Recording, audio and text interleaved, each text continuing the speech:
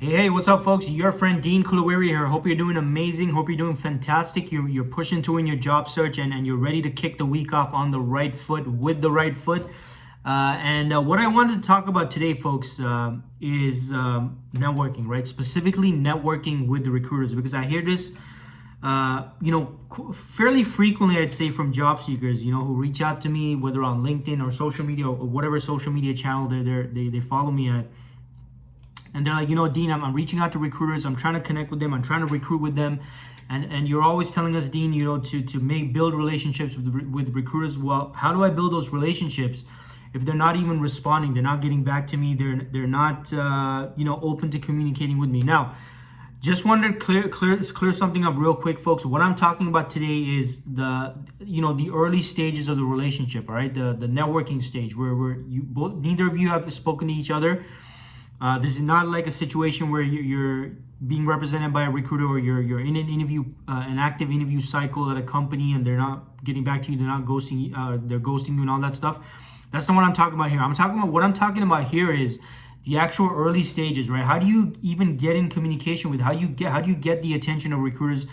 How do you start off or kick off or at least initiate the communication, initiate the relationship? So you at least have something in your pipeline that you can, further build on in terms of keeping touch with this recruiter or recruiters.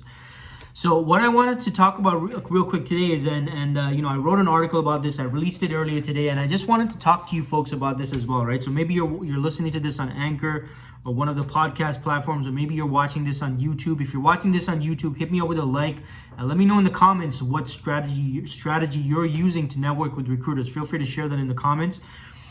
And my suggestion to you folks is, and this is something very important you need to keep in mind, and I wanted to give you a kind of a glimpse into things from the recruiter's standpoint, right? From a recruiter's viewpoint. And I talked about this in this article I wrote today, but there's two categories of candidates or applicants, candidates, whatever you want to call it at the networking stage. There's two categories of potential candidates that recruiters focus, like 100%, almost, I would say almost 100% of their attention on. Two categories, right? Now, the first category is candidates or individuals that match the positions that they're actively recruiting on, right? Because a recruiter's first priority in any given working day is to look for talent that they're actively recruiting on, right? This is the case if it's a staffing agency recruiter. It's the case if it's a corporate recruiter as well. So that's category number one, is they're looking for people, hey, who fit this position that I'm actively recruiting on. That's the first priority. Now the second priority is individuals that they anticipate they'll be recruiting on or needing to get in touch with for future opportunities. This could be the near future, the medium term future, the long term future, whatever it is. So those are the two categories, and these two categories, folks, like this is where recruiters spend most of their attention, most of their time connecting with people who meet either of these two categories. Everyone else is after that, and usually by the time recruiters are done with these two categories, they don't have time for speaking or chit-chatting with anyone else. So you need to find out, or you need to make sure you're communicating how you fall into either of these two categories, right? This is the point I'm trying to make here.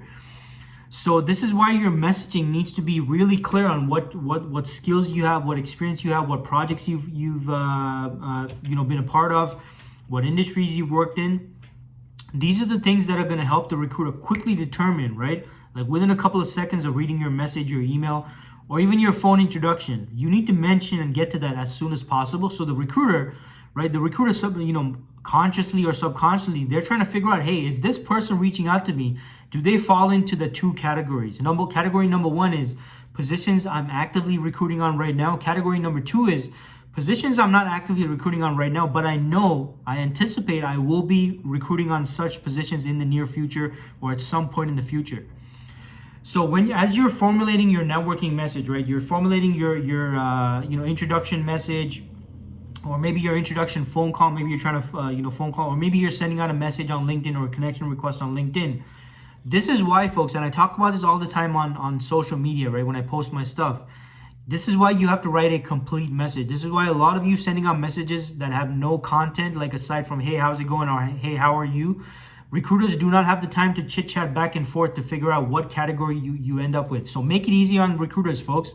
If you communicate your skills, your knowledge, your expertise, your abilities, the types of projects you worked on, the industries you worked in, if you can encompass all of that into your introduction message, it's going to make it way quicker for the recruiter to figure out, again, which of those two categories, or if any, right? If you do even fit any of these two categories, it's going to allow the recruiter to figure it out as soon as possible.